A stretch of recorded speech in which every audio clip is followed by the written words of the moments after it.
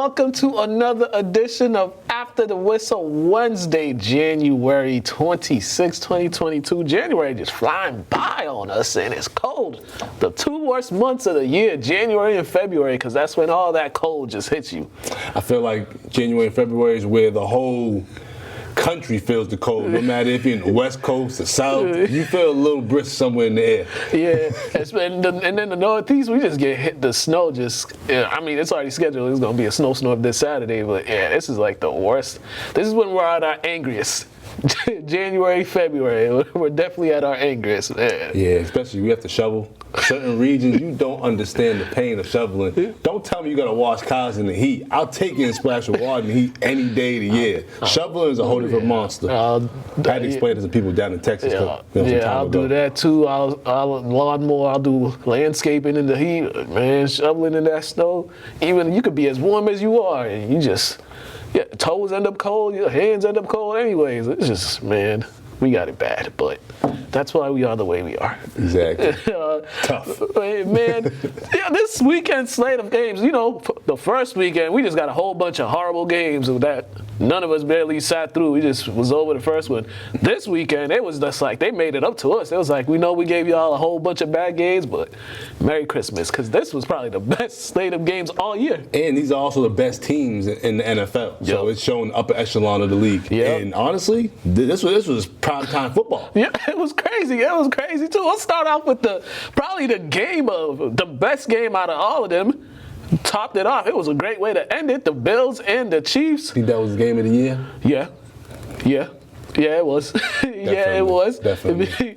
Because it was just playmaking. It was the quarterback duel that was going on, and this is the type of stuff football fans love. Two quarterbacks battling it out, and then we'll talk about that. Everybody complaining about the overtime rule afterwards, but this was one of those. It was just like, man, they left it on the field, and Josh Allen is turning the corner. Yeah, he's turning the corner. Yeah, because I know a lot of people were saying like we're gonna see what Josh Allen is about once he plays the Chiefs, and he showed that he's one of the top quarterbacks in the league. Yeah, and who Josh Allen kind of reminds me of? He kind of reminds me of Cam Newton, the way he plays. I can see that. They're built the same, strong arms. And they both, when they in that open field, it's hard to tackle him. He's kind of built just and plays almost similar to Slay. Now, with that being said, they have to get a little bit of better running game. Just because that's what separated the Chiefs and the Bills this game was the consistency with the Chiefs on the ground. Granted, they had 80 more yards in them, but that 6.7 yards a carry is so beneficial. Yeah, and then things picked up in that fourth quarter because at the last 2 minutes, 25 points scored in the last minute and some change of that game. But once the Honey Badger went out, man, I felt bad for whoever was back there because it was just like what they call in basketball, mouse in the house. Yeah. That's what it was. They were just finding whoever that person, the replacement, is covering. Mm-hmm. Well, I mean, Gabriel, he had himself quite a day, 200 yards and four touchdowns. I think that's the most. I don't think any receiver has ever done that in NFL history. And it was just ooh, man. And the way that game was going, there weren't any scoreless quarters, correct? It was consistent, score.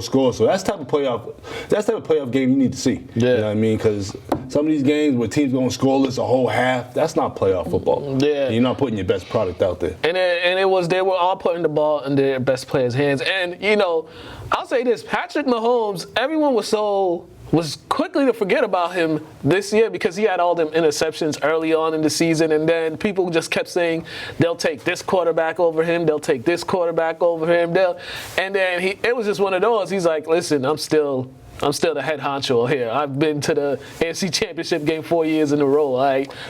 And I personally feel like the Chiefs, this is what you get when the Chiefs want to put their foot down and really compete and win the game.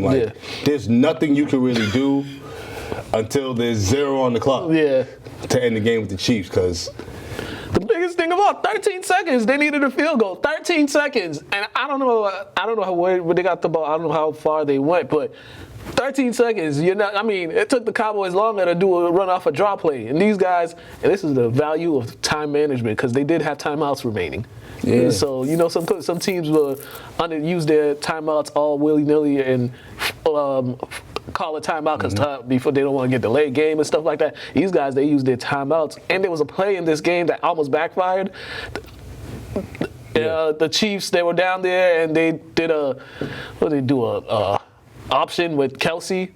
I'm kind of. It was something like that. Yeah, it was an option with Kelsey in the red zone, and they had to set up for a field goal. That could have backfired on it, but it didn't. And it was, man, that last series for the Chiefs. That was just some great football right there because they knew time and execution, and they took what the Bills was using against them because the Bills were trying to keep them from going out of bounds. So they had that whole middle open. It just shows that the Chiefs are on a different level when they really want to show you. Yeah. Yeah, and this dude Hill, I mean, it's fast, but I mean, we've seen Randy Moss.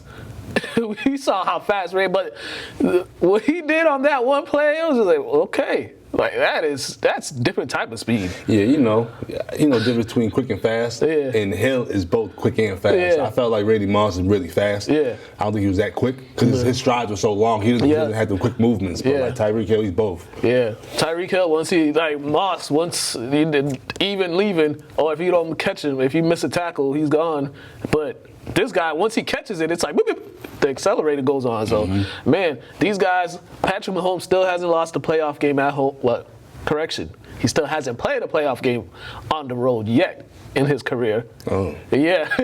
He's the only person to beat it. The only team to beat him in the playoffs is teams led by Tom Brady.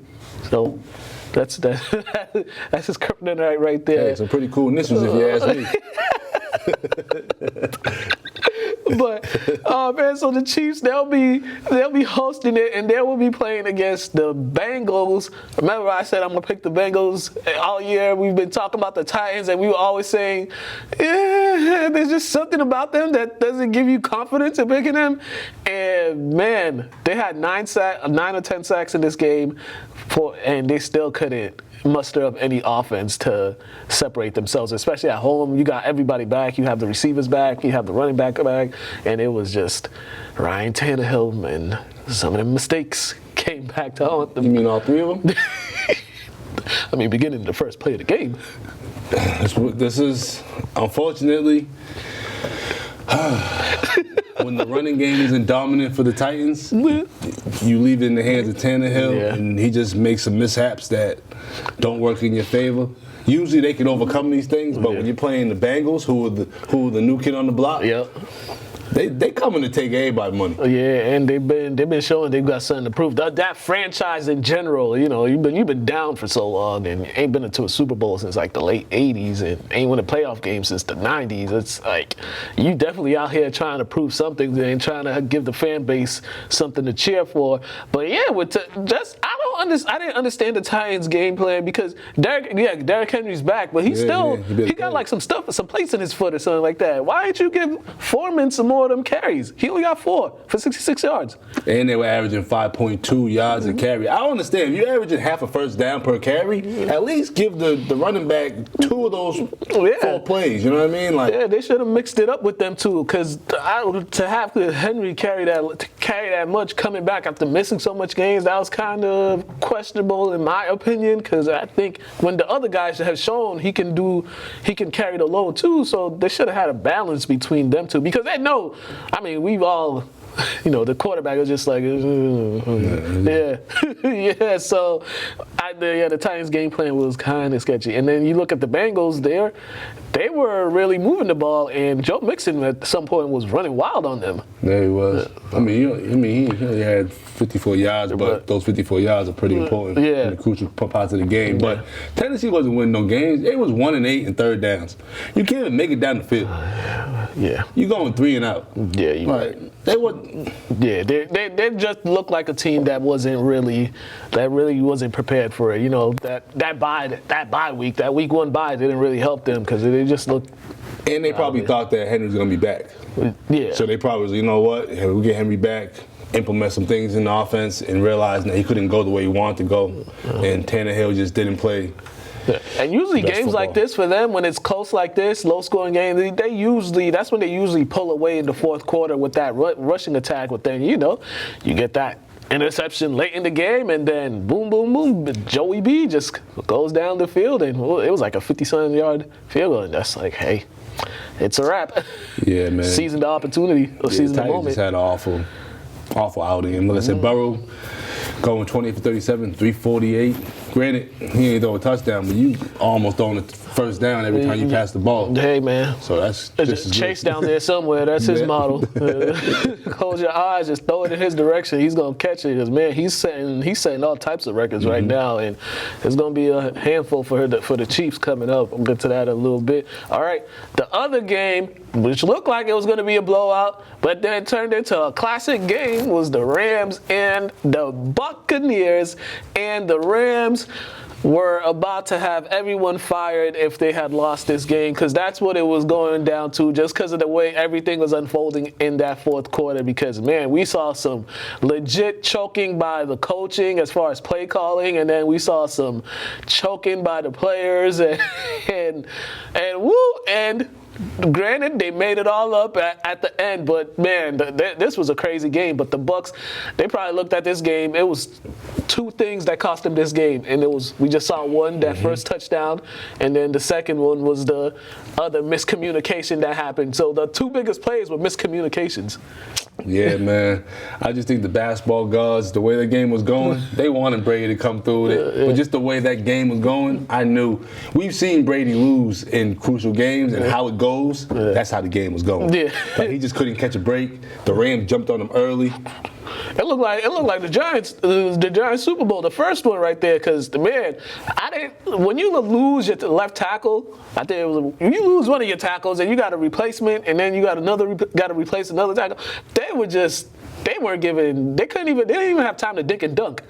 It was like every 5 seconds someone was in his face. I mean, he started bleeding at one point. That's when you know. Yo, the funniest thing about that day is when they put the dodgeball meme. Oh, yeah. My favorite line, when Benny gets slapped. Yeah. When he say, nobody bleed my own blood. Nobody makes me bleed my own blood. Yeah, man, it was bad. It was bad out there because he was getting hit every which way. But give him credit. They went down swinging, and the way he went down swinging, he was getting the balls to the guys he was comfortable with, Mike Evans and Gronkowski. But the Rams, with them, man, those fumbles. Ooh, that's the only reason the Bucs got back in this game. All those fumbles. They fumbled at the 1-yard line when they were about to score right before halftime. Then they fumbled again after the Bucs punted it, and then they get the ball. They get the ball off a fumble. When they fumbled it. And then the center just throws it who knows where, and they give him right back. So it was just like, I was saying to myself, like, the Rams are really trying to give the Bucs this game, because there's no reason this game should be close at all. But when you're playing against a champion, you gotta you gotta take them out when you can. Take the brakes off the champ. Legit. You ain't gonna win with no decision, no close calls. You gotta show them that you the new guy in town. Yeah, and kudos to Stafford though on making that play, because I think that wasn't even who it was intended for. They were supposed to throw it to the guy underneath, but they just saw the coverage, and they saw. I mean, two of the Bucs linebackers just stood there. They ain't even blitzed. They were supposed to blitz, and they didn't. And I was like, I didn't like that call for the Bucs, though. I'm like, why would you do that? All they need is a field goal, and you're bringing everyone, and everyone's not on the same page. Like, what y'all doing? But it's kind of a microcosm of their season. They've had too many mislaps on defense. Man, that whole organization is a little all over the place right now. Losing players, injuries. Oh, yeah. All the stuff behind the scenes now that we're hearing more and more about. It's just looking like a whole bunch of mess over there. Looked like it was a good thing for Tom and everybody over there. Now, it seemed like from year to year, it just turned from a great relationship to like, well, why did I even date you? Yeah, I mean, because we had a happy ending at one point, so everything panned out for them. But yeah, for the Bucs, it was. This is how I put it. The Bucs defense did in the second half. They played so well, and it all got negated off that play how great they were playing. And the Rams defense, they played so well for 3 quarters, and it almost got negated because of the way that whole team was just crumbling and crumbling and crumbling. Because I'm dead serious. If they lost that game, the coach is getting fired. Some people get fired. Staff is never going to be able to live it down if he loses that game. Yeah. Even if he just won a playoff game. Like, that's why I'm happy he won these 2 games. It's like, this probably would have been worse. This probably would have been worse than Atlanta. It would the slander. Oh my God! And like I said, people don't even like Stafford for some odd reason. I don't know why. Like, give the man a fresh start. Like, God forbid. Like, do to anybody else that gets traded. You know what I mean? It's because he's the #1 pick, and throughout his career, he's never got the criticism that other #1 picks have gotten throughout their career. But how can you really criticize a guy in Detroit? He played for Detroit. One of the greatest running backs to ever touch the field got stuck in there. That's how these things go. And also Brady, this might be, well, not sure. I'm not gonna say this might be his last game, but he's taking time to consider what he's gonna do for the fall. He might retire. He might come back. To me, it sounds like the retirement is really crossing his mind at this point. But I don't blame him too. 44, taking all them hits. I said all the time, once you get older, them hits, you don't heal. The body don't heal properly, and they hurt a little more in your advanced age. True. I read a couple articles. He was talking about how his wife doesn't like him getting hit and stuff like that. My thing is, man, like, I don't know. I think it's more so your kids getting older. That's probably the more thing. I mean, once your kids start getting older and start doing activities and stuff, you kind of like football's gonna take all that time away. It's because it's like, do I really? And most people, they're like, I'm not really trying to miss these moments in the kids' life. Because when they're young, it's just like, yeah, they'll be fine. They'll see me here and there. It's like, but then when they get older, and then those things come back, and it's just something you gotta consider. But if he were to retire, it's a good way to retire. Granted, they lost in the second round, but you led the league in passing. You led the league in passing touchdowns, over 5,000 yards passing. It's not a bad way to go out, because we've seen how many great quarterbacks have actually gone out on top. I mean, John Elway, Peyton Manning, but Peyton Manning was like a game manager at that, and that's about it. Yeah. Most other ones, they go out bad. Dan Marino, I remember the last game he played, and they got 62 points put on them. Brett Favre looked like he died on the field. My thing is, I'm all about people retiring when they feel the need to retire, but it's gonna suck when he retires. He's gonna just be an old dad. Yeah. Because when you retire, you still have to stay in shape. You still gotta exercise, or else your body's gonna feel awful.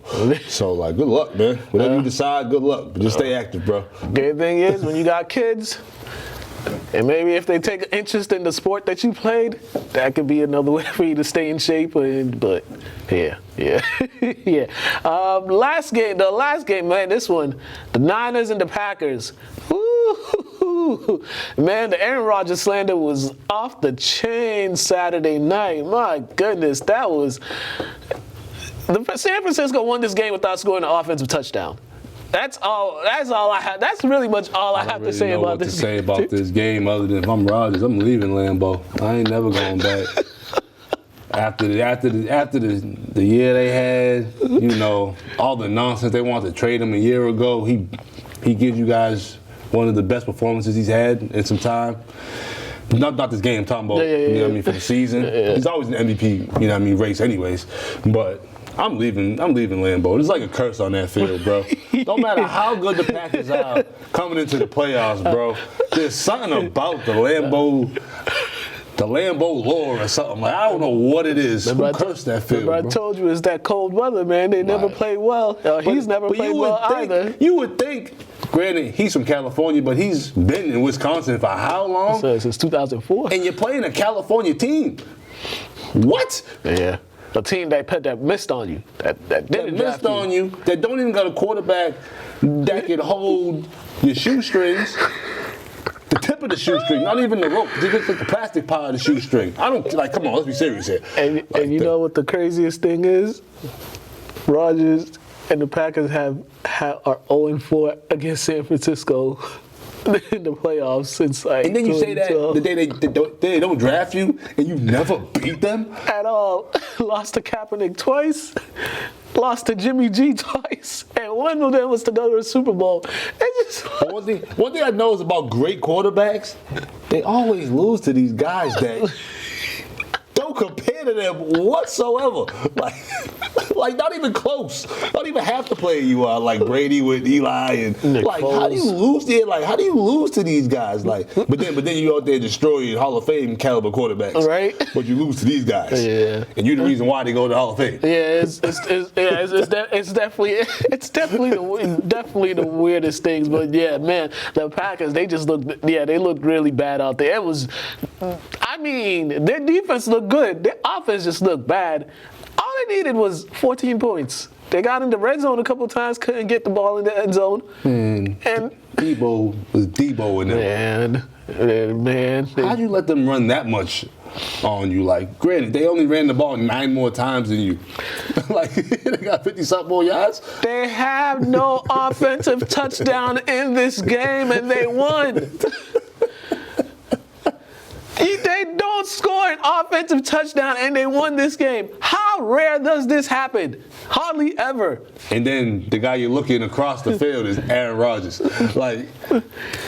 Even those great Baltimore Ravens defenses, the offense at least scored a touchdown or two. Yeah.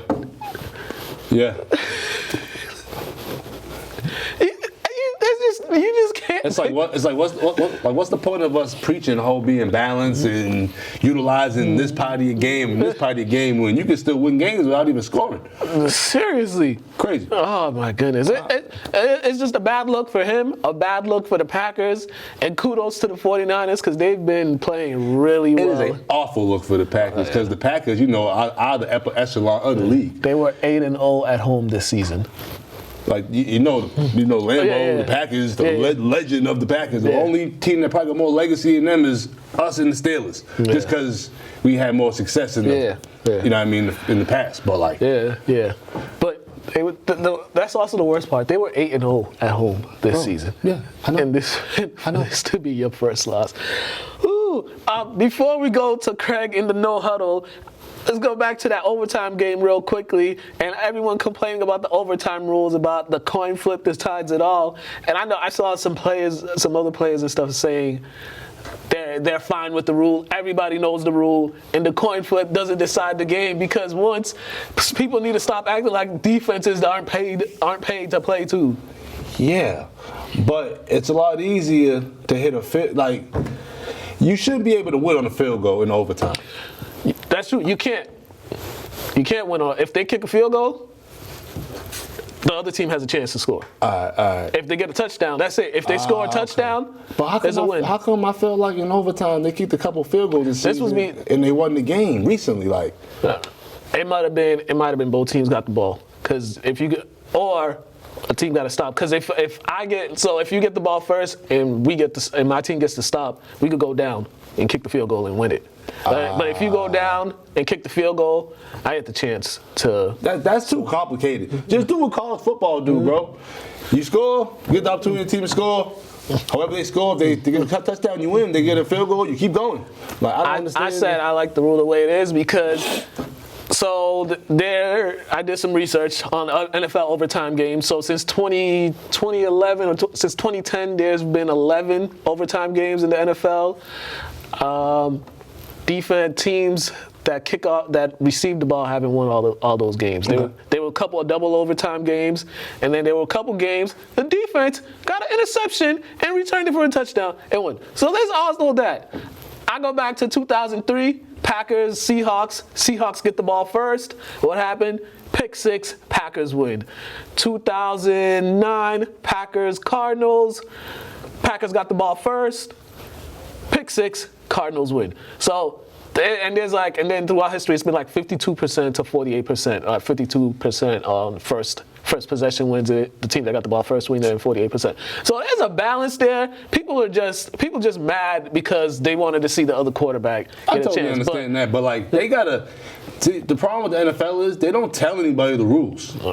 at least the NBA tells you the rules, so you can have a clue. So it gives you a perspective on what you're watching. The NFL got these people losing their mind over Josh Allen not getting an opportunity, but they don't even tell you the rules. And everybody knows these rules too, because these things are always put out there when they have these league meetings. And they had a vote on it in the years of 2019. They tried to vote to change the rules after the Pats beat the Chiefs in overtime, and they all said, the owners all said no, they like those overtime rules. So defense make a stop. And when you guys go into overtime, announcers explain the rules to people, so they just have a clue. And I'll be honest, I like how college does it personally. I just think it's more entertaining. Yeah, it is, but I don't really want to be seeing 7 overtime. Nah, that's the only problem. You know what I mean? But the NFL could make another rule in regards to that. You know what I mean? Like, there's no way you need 7 overtimes. But, you know what I mean? You can figure out ways just to give both teams the opportunity, you know what I mean, to score and see what happens after that. Yeah. Or these defenses is just... Because it still is a business, though. So, you know what I mean? So, I'm just saying, like, the ratings would have been a little bit higher, I think. It would have, but, you know, you get a great game out of it either way. And then they get people talking about the rules, which is another ratings thing. And then what's going to happen? We're going to be back here again, and it might have another overtime game that ends up like this, and then we'll just be back at it. So I think it's just some better defense. There's no reason why college and NFL should be that much different, especially when you're training to get to the NFL. I mean, I already got issues with college sports in general, especially college basketball, because I don't understand why the shot clock in college basketball is 30 seconds. Yeah, that don't make no sense, because they're conditioned, because then it's like they don't understand how fast the NBA, or the pro game anyway, is 24. You know what I mean? So it's just, you got to speed up a tad. They don't understand that. Yeah, I think, there's some rules in college like stuff like that. Game clocks and shot clocks and all that in NFL and college, I mean, in pro and college should be the same. It's like you're training for. But we're going to go to Craig. Craig going to talk about championship games, and then we're going to preview these NFC and AFC championship games, which should be entertaining.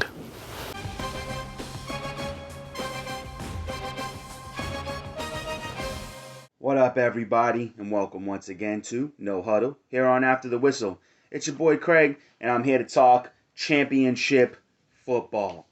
So, we got the Chiefs and the Bengals, and then you got the Rams and the 49ers.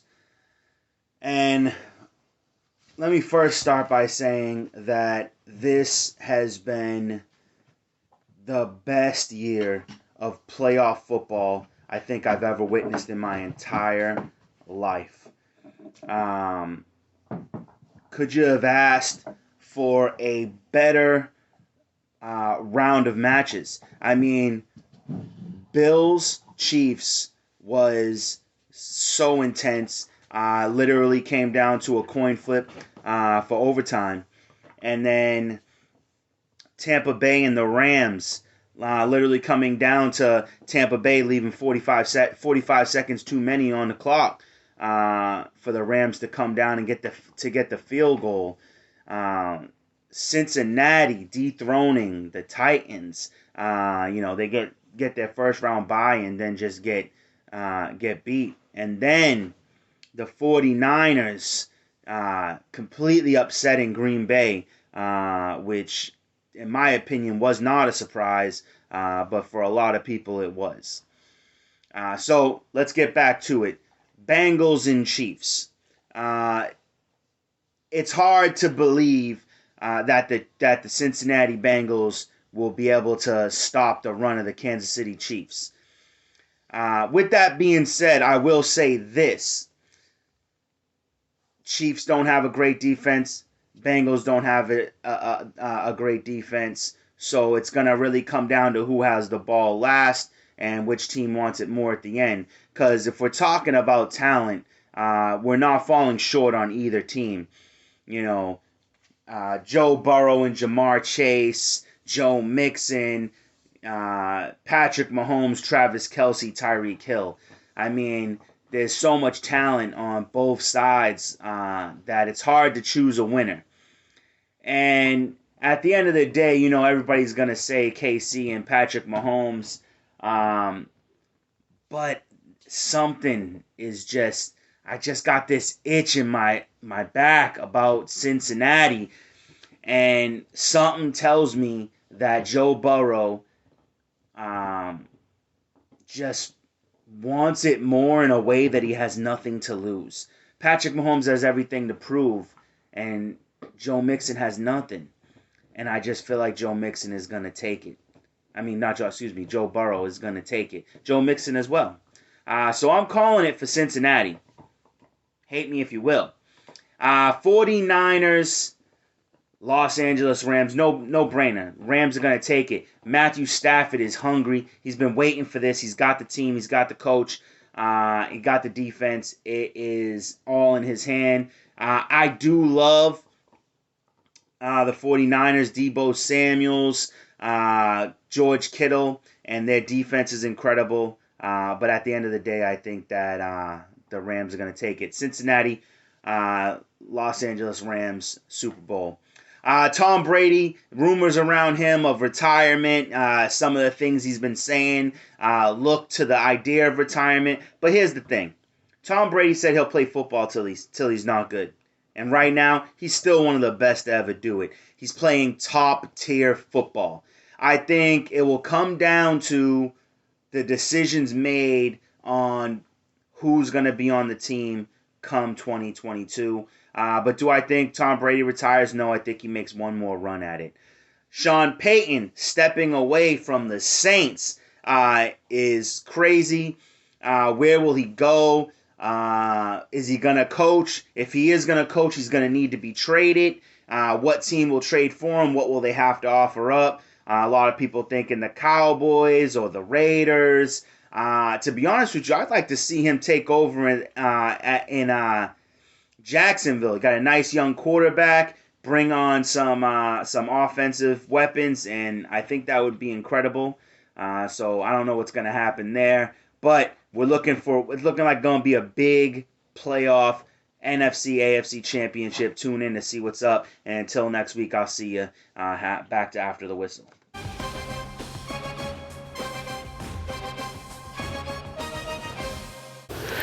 All right, thank you, Craig, for that. All right, NFC Championship game. So this is the third meeting. We got rematches all over. And this one, once again, this is the third meeting this season between San Fran and the Rams. And did you know that San Francisco has won 6 straight against Los Angeles? I got the Rams, man. I swear to God, they better do something.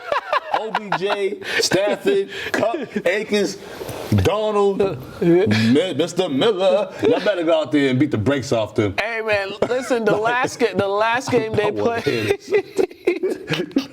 The last game they played in I think it was week 17, the 49ers were up 17-0 in the first half on them. And then what happened? The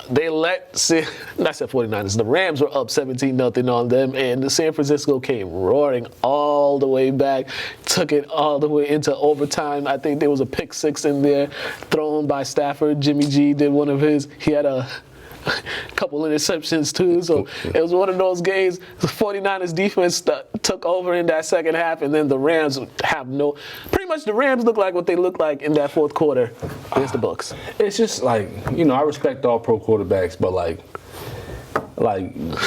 they must love Jimmy G. Like, for you to not really be that good as a starting quarterback, and like you're that comfortable in that position, and there's no questions about you at all. Like, they have a great culture in San Fran. Like that organizational culture is terrific, because I'd be looking over my shoulder every day if I was Jimmy. Personally, like, they traded me soon because, like, I don't produce enough. Like, and you know how he buys himself like more stock, because he'll do stuff at the end of the game and they'll just be like. Yeah. We're like, okay then, Jimmy, we didn't think you could do that, but here we are, leading a game-winning drive or putting us in position to win the game and stuff. It's like you got an organization with more talent, but like, I want to know what's going on in San Francisco behind the scenes in the offices, because you other organizations need to steal this. You got to steal it. They winning games without scoring in the playoffs. Like, how are you doing these things? You got a GM in John Lynch who knows. You're right. Who knows That's defense. one of my favorite defenders. He knows defense and he knows offense. Because when you're a defensive guy and doing all this playing against offenses and stuff like that, you kind of have an understanding for and sometimes what you want less on offense. is more. Yeah. So I think he said in an interview, he's like, I think somebody asked him about when it's time to like draft players. He's like, I know more about offense than about getting offensive players than defense. You are right though, because like being a defensive player, you kind of know what tendencies and stuff to look at and things. But it just blows my mind. Yeah. Just because this is not the prototypical. Yeah, no. Winning football type organization. Formula, right? Yeah, formula. It just doesn't make sense to me. Yeah, it doesn't. And then when you look at these two teams and you just look at you like both got talent, but you're like, yeah, the Rams should easily. You try to figure out how the Rams have lost to these guys 6 straight times because it's straight times too. Yeah. I mean, this is at the last game that was at. It was in LA. The last game it was taken over by San Fran. San Fran folks, but these folks are restricting sales because they don't want San Francisco fans to take over the sales. So they're like only Southern California residents can purchase tickets. I don't know. I need to be an intern over there with the 49ers. I got to find out what's going on in there. But yeah, this makes up for a good matchup because the storylines in this one is just so crazy, and it's just that factor that the 49ers have owned these guys for the last several years. And just like you, I'm like, I don't know how. There's no Steve Young back there. There's no Montana. Yeah. But they got Debo. They got Debo. All right, and then this is another rematch. This from Week 17, the Chiefs and the Bengals. Jamar Chase went wild the last time these two teams played, and he was just going touchdown after touchdown after touchdown, and it seemed like nobody covered. And the crazy thing about that first game, the Chiefs were in control, and then that second half, they just I don't know what they did in the second half, but you scored 3 points in the second half. You're getting all these miscues, and number one, you don't double team that guy. All right. That might want to be the first thing you do in this one is make sure that there's 2 guys on him. Oh, now they definitely will. They were just seeing what he had to offer. The Chiefs don't be taking anybody that seriously until it's time to. So, that's why, they probably thought they had in the bag. Then that guy Chase just had a... Yeah. Yeah, and one thing about these Bengals offense, though, they got so many guys. The running attack too, with Joe Mixon and stuff. The Bengals, they got a lot of stuff that can make this really interesting and make the Chiefs sweat because the Chiefs defense in this postseason, granted they handled the Steelers, but that's not saying much. And then you lose your best defensive back, and your secondary gets torched. So hopefully they don't lose nobody in that secondary for this one because if they do, it's going to be another long one. And hopefully the Bengals, play a little better. Yeah. A little more offensive production than they did against the Titans. But, they're not going to – they played down to the Titans level, I think. They're not going to play down to the Chiefs. Because there's no playing down to the Chiefs. You're only playing up. Especially when you're on the road. You on the road, too, in one of the craziest stadiums to play in. So if you're not on your A game in this one, it could – this one, if the Chiefs jump on them 28-10 like they did, it might get ugly. I think this might be the game of the weekend. I just see this being the better game out of the 2 games. It might be. It might be. Well, I mean, the quarterbacks. That's what I was about to say. They throw the ball. We're gonna start getting on Jimmy G. Man. Oh no, I'm not knocking Jimmy, but those just 2. I'll blame you. Let's go. I don't get it either. But let's go. So Athletes Corner, we got Andy Backstrom. He's a writer at Rivals.com for the Boston College Eagles, and we talked some BC hoops season update. Yeah, so check this out, and then we're gonna come back with the high school sports segment. But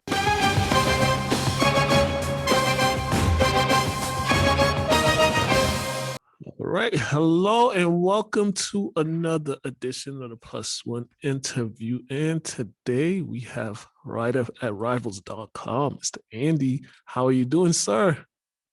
I'm doing well. Thanks for having me on. Thank you for coming on, man. You talk some college hoops with everybody today. I mean, it was quite the game on Saturday down there in South Carolina against Clemson. The Eagles came out with the victory over there, but they was going through a rough stretch before that. I mean, that game, they showed a lot of resiliency in that one, and they showed like the team with the high energy and the motivation that was playing earlier in the season. That's for sure. It came full circle for Earl Grant and Brevin Galloway. Earl Grant and Brevin Galloway are both from the South Carolina area, especially closer to Clemson. And they came out with the victory. Brevin Galloway had 18 points and hit the game-winning three-pointer with 26 seconds remaining, and BC came back from 23 down. So quite a victory. And it was BC's first road win since February 8th of 2020. So that's 707 days without a road win. Wow. That I didn't even know that stat. Wow, that's and some of the road games that they played in, it always came down to the last few minutes of the game where the coach always talked about it is just they just didn't make the right plays or stuff. And it seemed like in this one, everything he talked about came to fruition. Yeah, definitely. They'd been close. Even the previous week at Pittsburgh, they were down by 2 late, and Brevin Galloway himself had an opportunity to take the lead with a three-pointer, was off the mark. And he said in his post-game press conference that was on his mind when he got the ball with a chance to do it again at Clemson, and this time cashed in. But yeah, this team's been close multiple times and finally got a win, and that's what they're trying to do is learn how to win consistently.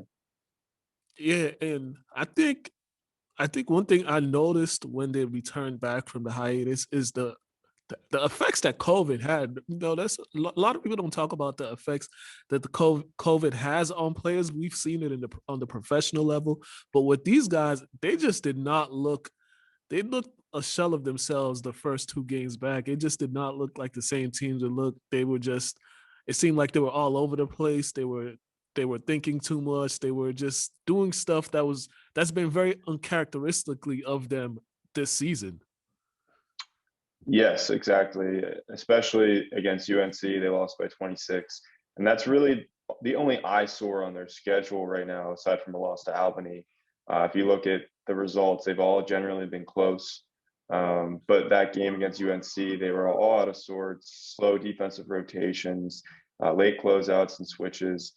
But since then, they've started to get the energy back, and most of the players seem to be working back into a bit of a groove. But yeah, 19 days off because of COVID. They can only practice twice after that before their first game, and that's what happens.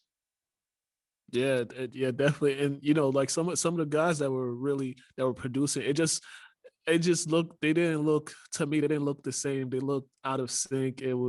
It's like who are these players right now? While I was watching, I was just like these. This isn't the same energetic group that I've been watching all year. Certainly, and for some of them, they're still working back to where they were at the beginning of the year. One of them is TJ Bickerstaff, was great at the beginning of the season, was putting up near double numbers game after game, and recently just hasn't had the same scoring effect. Still, serviceable on the boards, but a virus like that can take you out, and some of the guys are taking a little bit longer to work back to where they need to be. Yeah, one thing I'll say about this team is, in a game like that against Clemson, if this was a year ago or even 2 years ago, it'd be over. They would not. They just wouldn't come back. It'd be over. They'd be hard on themselves, or they'll get to a point in the game where they'll just stop playing. And it looks like they're going in this right direction into trying to make this program into what Coach Earl Grant wants it to be. It's a very competitive, no matter what the score is. This team fights for Earl. They really do. There's an energy and a passion and a buy-in. And it's hard to go from a offensive-minded team under Jim Christian that was there for 7 years to pivot to this defensive-minded philosophy. You're not going to get as many scoring chances. Your points per game numbers are probably going to be down. But to buy in, and even when you're down by 23 points on the road, and to not give in, that's certainly impressive. Yeah, and especially when it looked like this might be, it kind of like this is kind of could make or break their season. It seemed like this game was one of those fringe points in the season, because if they would have dropped that one, then it would have set them back a whole lot. But it looks like that's the type of game that you can see that could carry them moving forward. Right. I mean, they had a big one against Notre Dame. They won on December 3rd, but then unfortunately after that, they lose Brevin Galloway, who's their best three-point shooter. He had midseason knee surgery. Now he is back, but having him out for those couple of games was definitely hurtful to the roster. And then they had the COVID pause, so they couldn't build momentum after that Notre Dame win. So now it's another chance to have a big ACC win and try to stack wins on top of that. Yeah, because after that Notre Dame game, they lost back-to-back games, an embarrassing one to Albany, and then they lost three in a row before this one. So it was definitely a much needed win for them. Now moving forward in the ACC, they got some. They're on the road tomorrow, Wednesday, January 19th against Louisville. Then they come back Saturday against Virginia Tech. They have some winnable games during this stretch. They have to go down to Carolina again. They have to go down to Carolina to play the Tar Heels, but they got Pitts come here. But they have some winnable games on the schedule. Yeah, I think there's definitely a chance to get towards 6 ACC wins potentially. I mean, and that would be a huge success for Earl Grant in his first year. You're talking about a team that won 2 ACC games last year, 4 overall. Obviously, COVID played a role in that, but to have first year of a rebuild, a lot of guys coming back for the next year.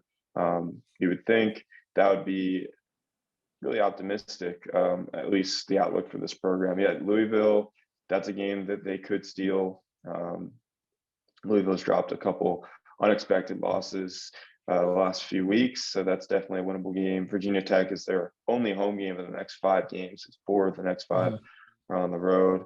And then, Wake and North Carolina, those will be tough games. But as long as they're competitive too, a lot of it's Earl Grant even said in the post-game interview, he wasn't even sure how much they were down by. He just knew they were down by a lot. And to him, what matters more is the fight and the way his guys are playing more than even wins and losses at this point. Yeah, definitely. And also for people just don't understand how hard it is to, turn around the program after it's been rough it's been rough for a while, especially trying to get in the tournament. People don't know the difficulty trying to do that, to get back into an NCAA tournament, especially when you got to implement your system, then you got to it all starts in the recruiting aspect, and then also the players that were here, trying to get them to in tune with that system. So it's a lot of work, but it seems it's paying off a little bit right now. It's definitely a big picture view. I mean, you take it season by season. I've been covering this team for 6 years, and a couple of years ago, or I guess it was closer to 4 years ago now, in 2017-18, they almost made a run for the tournament. They ended up in the NIT, and they had Kai Bowman and Jerome Robinson, who both ended up in the NBA for a little bit. And at that point, that was a pivotal juncture for the program of how are you going to recruit from there. You got guys who are gunning for the league, and that should be something that you use to your advantage. And they did get in a couple of highly recruited guys, but then they just didn't perform, whether that was Winston Tabbs getting hurt or Jarris Hamilton just not being the player that people thought he would be. So each season you got to build a block on top of the next, but you never really know, especially when you're a program like Boston College, where you're in the ACC with the Blue Buds of Duke and UNC, and you basically have to rely on getting guys who have chips on their shoulders, guys who have been overlooked because the resources and facilities just aren't there. Yeah. Which player to you has kind of stood out for you so far this season? I would say Jaden Zachary has really stuck out to me, the point guard. He played in JUCO last year, was a 3rd-team All-American in JUCO. So he's a freshman technically, but he does have some post-high school experience already. And he definitely shows it. Typically does a good job of taking care of the ball, which Earl Grant values. He wants to play defense, he wants to rebound, he wants to take care of the ball. And Jaden Zachary does a good job of that, facilitating the offense. Also just very tough through contact, strong on the drive. And he's got a 3-point shot. He can score at all 3 levels, which not a lot of players in this BC team this year can really do. Yeah, that's one glaring thing is the need for more shooters. I mean, Brevin, he's not shy to shoot that ball. So also some of the younger players like Kanye. I mean, how do you think his future looks? Because he's had some bright spots when they've put him in there, especially playing some defense and knocking down some open shots. How do you feel like a player like him would benefit in this program?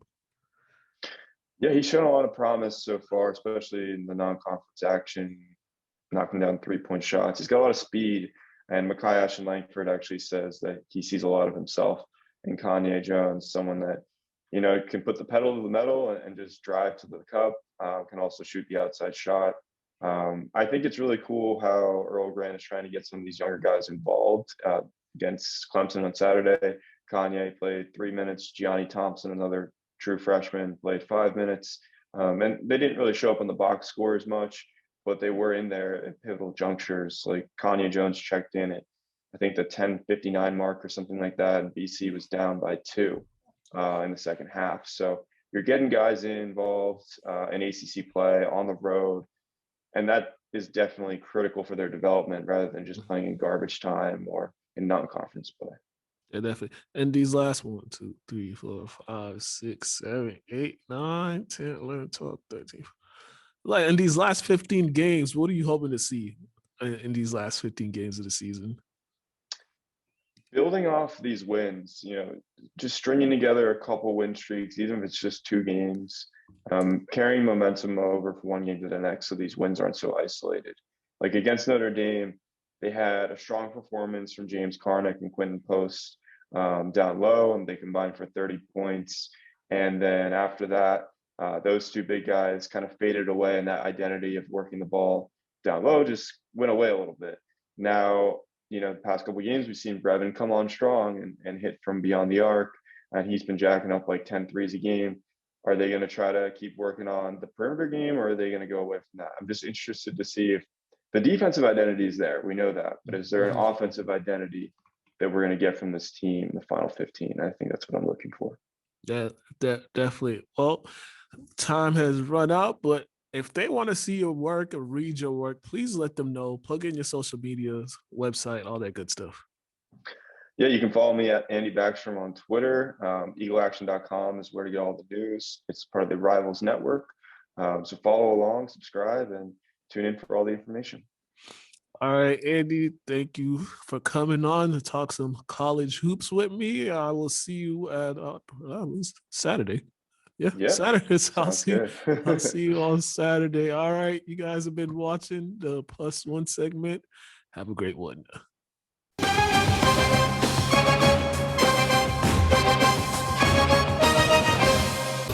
And we are back. Oh man, yeah, Jimmy G. Oh man, it's kind of You know, it's hard. It's because we're so programmed and conditioned to expect certain things from quarterbacks. Yeah. That we see something that's so unorthodox and he's winning, being productive. It's just mind blowing us. Can't explain it. No, he really can't. He can't explain it. And the crazy thing is, if the 49ers let him go, there's gonna be some team that's gonna throw some money at him. He wasn't that bad when he played with the Pats a little bit. He was showing that he could be a starting quarterback, but then maybe they don't need him to throw the ball that much because they win. He did go 2-0 with the Pats when he started for the Pats. Yeah, I know. That's why I said I don't knock Jimmy, because I know he got talent, but they just don't allow him to display it. Jimmy's living the American dream. He really is, though. He convinced somebody to give him a whole lot of money, and he be doing the bare minimum. I ain't mad at that at all. That's one of my goals in life. That is the goal, right?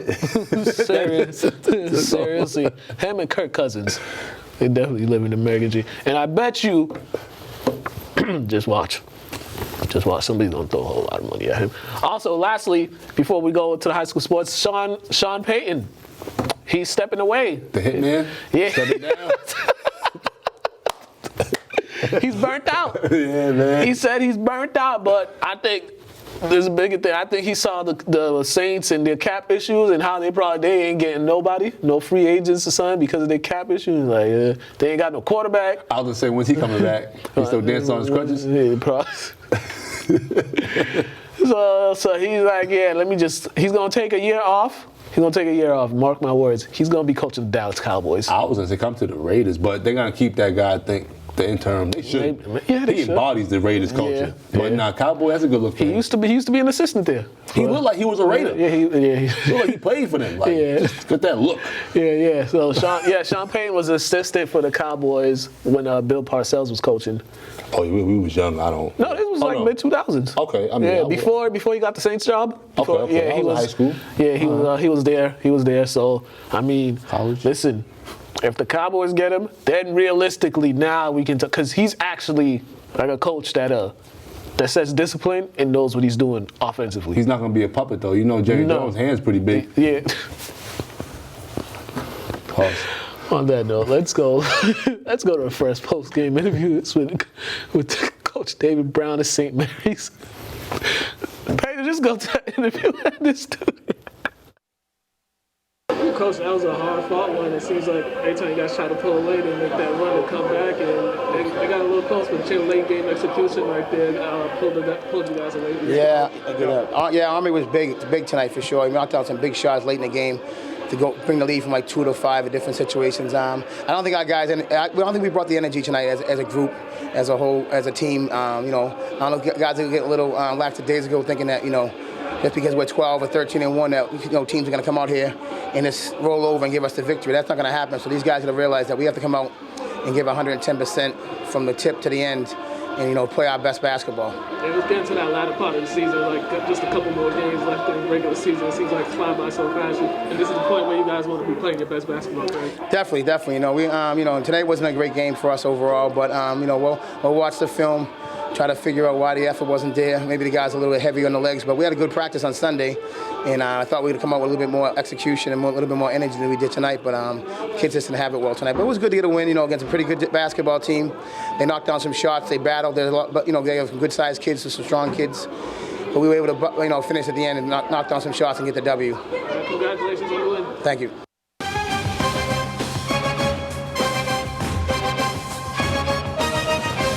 We are back. He had 20. Army had 20. He led all He's scores. just scratching the surface, man. Yeah, he need to get in our workout routine. We gotta get him. Christy, she trusted with me. Yeah, it's all love. He's family. Yeah, he got put on that way, but yeah, he's having.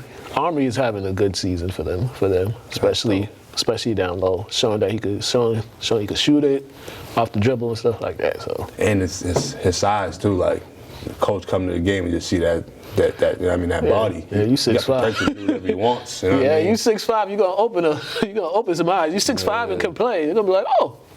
Yeah, he got another year. I've been trying to tell him to add on. Oh, he's a junior? Yeah, bro. Oh, I said he's scratching the surface, I thought he was a senior. Nah, man. Oh, okay. Next up, Pedro was confused when I labeled this because he thought it was 2 David Browns. I'm like, no, it's father and son. I don't know if I put the junior on the other one, but David Brown Jr., check this one out. All right, David, you guys started off, jumped on them early, got the double digits lead, and they just kept chipping away, and you guys were able to pull back and get scared of the win. Talk about that late game execution. Yeah, well, in halftime, my dad was telling us, we can't get too comfortable with our lead. We started getting, too lackadaisical out there, not playing hard, not closing out on shooters. They were hitting shots, so it was just, them chipping away. And it's reaching that point of the season, just a couple more games left and a couple more weeks left in the regular season. This is the point where you guys want to be playing your best basketball? Yeah, we have to, sharpen up because playoffs come soon, and little mistakes can lose you the game, your season's over right there. And how do you feel like this win is going to help you guys? Because, you got the lead, they came back, got it down to 1, but you guys were able to overcome that and overcome some mistakes and still be able to execute down the stretch. How do you feel that's going to help you going forward? Yeah, I think it will help us realize everyone's going to come for us. We can't be too comfortable with any lead at this part of the season. So. All right, man. Congratulations on the win. Thank you.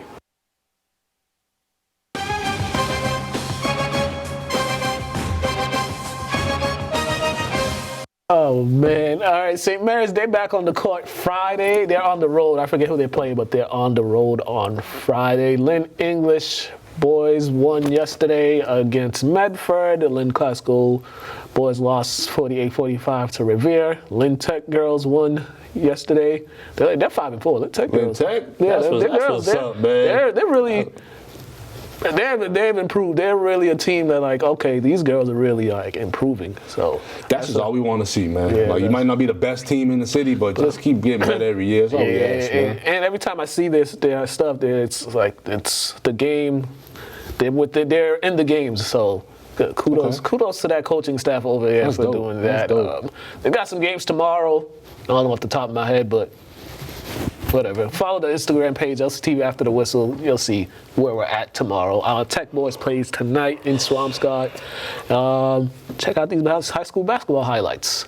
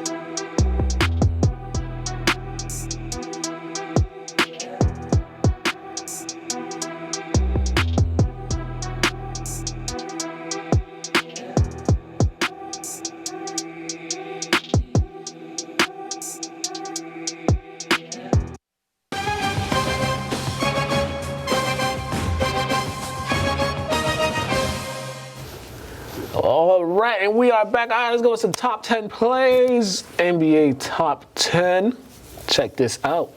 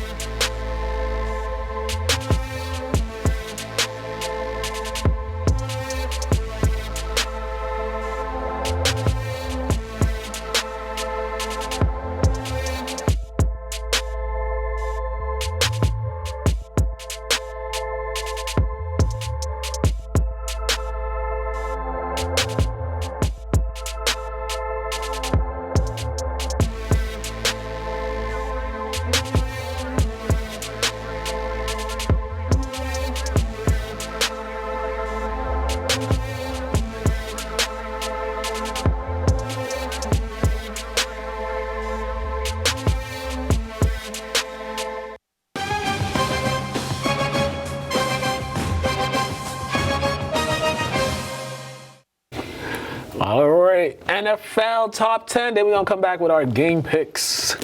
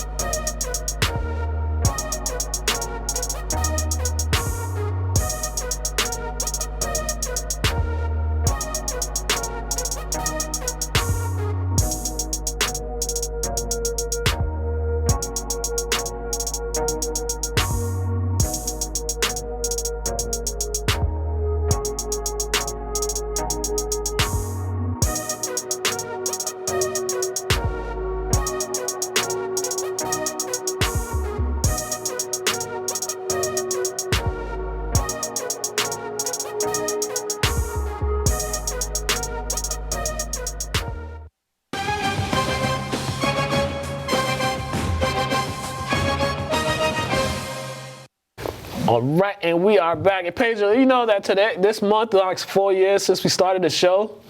Yeah, Facebook reminded me that. Oh, that's dope. Wow, 4 years? Yeah. That's dope. Oh, I got good old Facebook with the memories. Also, today marks, I think, 2 years since the passing of Kobe and all.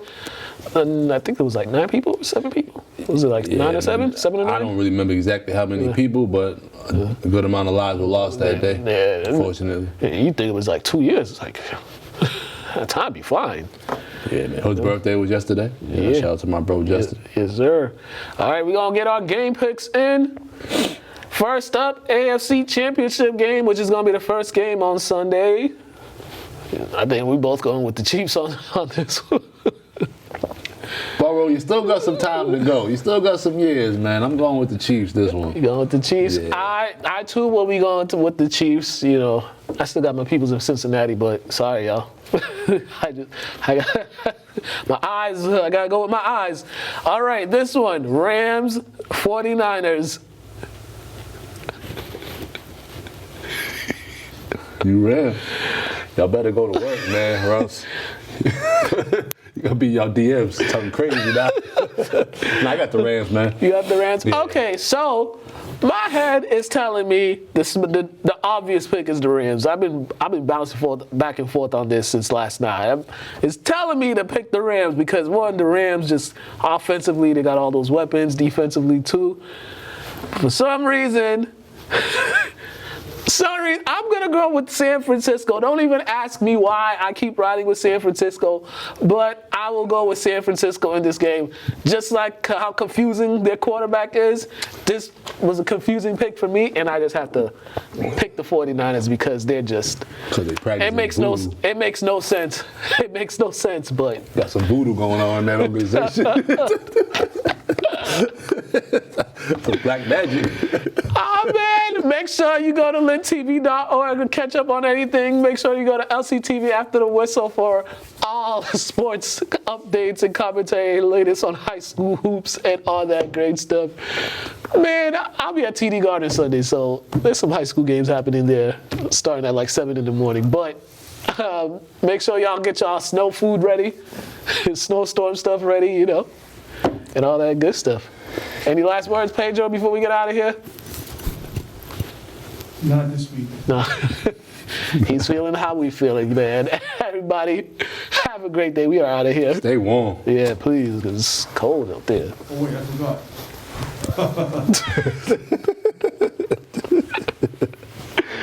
Oh, man, have a great weekend, ladies and gentlemen.